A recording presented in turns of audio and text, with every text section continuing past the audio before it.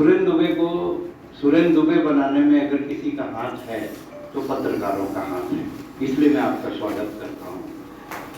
जिस जमाने में इलेक्ट्रॉनिक मीडिया नहीं होता था, 1985 में मैं मंचों पे आया, उस समय इलेक्ट्रॉनिक मीडिया नहीं होता था, खाली प्रिंट मीडिया होता था, और उसमें भी प्रिंट मीडिया में अखबार सिर्फ रायपुर से छपते थे, जो अंबिकापुर और जगदलपुर तक जाते थे। उस जमाने में पत्रकारों ने मुझे बहुत आशीर्वाद दिया, इसलिए मैं अपनी बात कहने के पहले आप लोगों का आभार व्यक्त करता हूँ कि आप चाहें तो किसी को कुछ भी बना सकते हैं।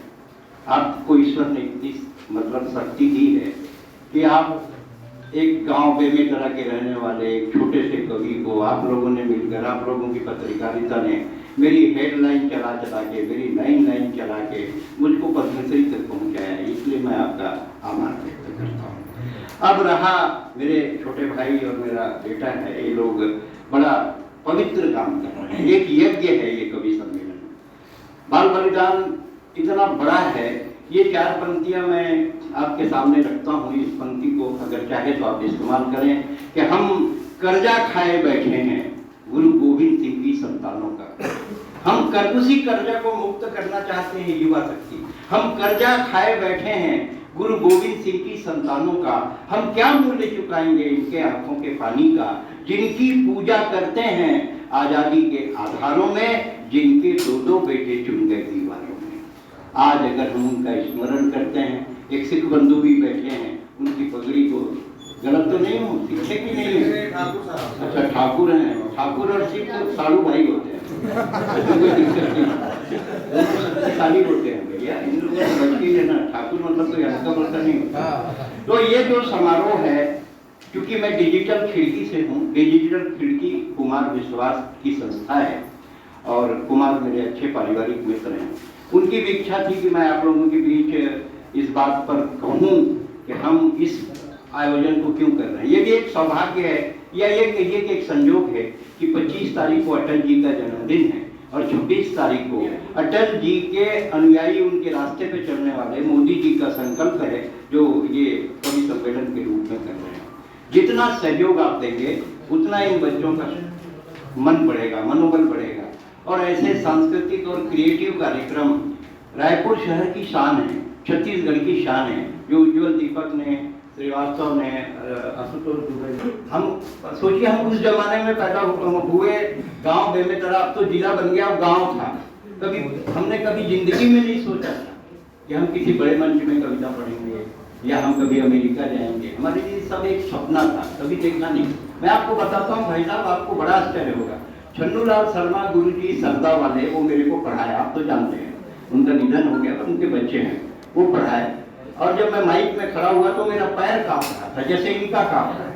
इतना बड़ा आयोजन कर लिए, दिन में 10 बार फोन करते हैं, भैया ऐसा हो जाएगा ना, भैया चाचा ऐसा हो जाएगा ना, भैया अरे कुछ नहीं होगा, मत डरो। वही साहस मेरे को छन्नूलाल शर्मा जी ने दिया। जब मैं 18 बार दुबई गया, जब मैं पहली बार दुबई गया और शेख रशीद ऑडिटोरियम में मैं कविता पढ़ने के लिए डैश में खड़ा हुआ, तो दुबई तो आप लोग गए होंगे, मेरे को मालूम है, क्योंकि विदेश तो सब आप लोग शौकीन हैं विदेश जाने के, गए होंगे दुबई, बैंकॉक, पटाया, फुकेट, ये तो आप लोग के प्रिय देश हैं, आप लोग जाते हैं, बोलते हैं गंगोत्री जा रहे हैं, जाते दुबई है, ये सब आप जाते हैं, कोई बड़ी बात नहीं। OSD देखो ब्रजमोहन जी के पहली, जब उनका शासन नहीं था, वो 15 साल तक OSD होकर पहली मोला, मैं जोगी जी के भी OSD है, और जोगी जी मोला पुलिस ग्राउंड के नवभारत के कवि सम्मेलन से हाईजेक करेंगे। वो जब सुनी तो बहुत ताली बजी, तो वो बहुत बड़े बहेलिया रही, वो जान डाली थी कि रखना चाहिए। मोला बड़ा इस का करते मैं डॉक्टर का बन बैठे हैं, कवि बन जा, मोर OSD बन जा। अपन OSD बना ली, सब मैं आया, मैं तो डॉक्टरी करत रहे, गाँव के रहने वाला, मैं कह जाना भाई मैं तेरा घर दुर्ग में मकान, मैं बोले भैया मोला करना क्या है, एक तो ना भाषण लिखना है, तो बहुत अच्छा हिंदी बोलता है, बहुत अच्छा हिंदी बोलता है, कमर भाषण लिखे, ऐसे भाषण लिखे 3 साल में हार के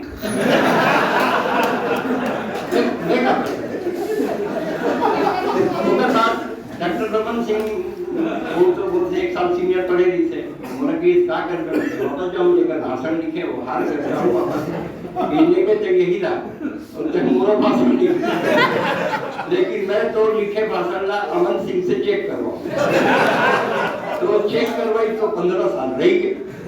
अब ओकर बाद भूपेश आ गए। भूपेश तो हमारा पुराना संबंध है कि जिला के रहने वाला, वो जोगी जी की सरकार में रेवेन्यू मिनिस्टर रही से तो संबंध नहीं है। तो मैं लगे किसे दाऊ चलो भाषण लिखो, नहीं तू से नहीं लिख पाना, ये बात नहीं लिखे रहे भाषण, फिर अब किसी करके तो कर निपट गीत मिला। अब बोलिए अब कुछ है ये आयोजक से ये डेडलाइन आप में मन ये है कथा निपट। अच्छा सरकारी बंगला मिली तो मैं कुकुर हमर बाइक की हम कुत्ता पालेंगे जी, कुत्ता पालेंगे। वो पढ़े लिखे प्रिंसिपल हायर सेकेंडरी में एडवांस हो गए थोड़ा, कुकुर पालेंगे जी, लेकिन मैं पाला था तो कम हिस्सा नहीं डॉग इज स्टेटस सिंबल, कुत्ता जरूरी है, कुत्ता पालेंगे। मैं गए ठनकोरा धर के और लावारिस कुत्ते बिना खाए पिए भूखा लागन बोरा भर के लाल दे कोरोना भूख है।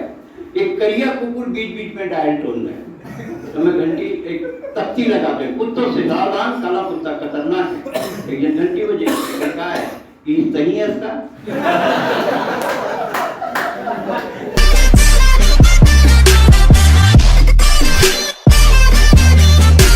तू कवि है नहीं, कौन बेवकूफ है जो तेरे 10,000 रुपये देता है। जब बाद में मैंने वो कविताएं लिखी जो मैं मंचों पे नहीं पढ़ता, जो किताबों में छपी, जिस पर पीएचडी दी आगरा विश्वविद्यालय में, सुरेंद्र दुबे के रचना संसार में मिटती ये चेतना। अब उसमें की एक कविता मैं आपको सुना देता हूं ताकि आपको लगेगा कि Surendra Dubey is creator and performer. मैं क्रिएटर क्यों हूं? वो एक कविता जो मंचों पे कभी नहीं पढ़ी जाती। बेताल वाच। जैसे ही विक्रमादित्य ने मुर्दे को कंधे पर उठाया और आगे बढ़ाया, तभी शांति का पल्ला डोला, बेताल ने मुंह तोड़ा। राजन आज फिर शहनाई बज रही है, कोई दुल्हन सज रही है जलने के लिए। बाप ने रोते हुए बेटी से कहा, बेटी आप तो ससुराल जाएगी, पर तू नहीं, तेरी खबर आएगी। ये देख तेरे ससुर का कुर्ता, टीवी, फ्रिज, कूलर, ये देख तेरे ननन की ताड़ी, फर्नीचर और सोने की बाली, और एक बंद पेटी है बेटी तेरी सास के लिए। कहते हैं बेटी मौत बतला कर नहीं आती, पर तेरे को तेरे मरने की सूचना मिलेगी। ये पेटी उसी दिन खुलेगी बेटी जिस दिन, ये पेटी उसी दिन खुलेगी बेटी जिस दिन, ये पेटी जिस दिन खुलेगी, इसमें मिट्टी का तेल, माचिस, कफन और बेताल होगा। तो मिट्टी का तेल, माचिस, कफन और माचिस होगा, बेताल। राजन तुमने सही निर्णय दिया, तुम बोले और मैं गया। ये है जिस पर आगरा विश्वविद्यालय ने पीएचडी की। लेकिन आपको ताज्जुब होगा, मेरी 10 किताबों की कोई कविता मैं मंचों पे नहीं पढ़ता हूँ, क्योंकि उस पर तालियां नहीं बजती। और रात में हम कवि नहीं होते हैं, हम उस जनता के प्रतिनिधि होते हैं जिन्होंने हमको ये जैसे बुलाए हैं। हो सकता है थोड़ा बहुत पैसा दें, पर भरोसा नहीं देना। हम तो मान रहे हैं कि देंगे। इस पर आँखी झिपिर क्या लग रहा है? मैं कब का पैसा मांगा था कि 10 रुपये में, तो एक आँखी दिख थे, ले 5 दे दे।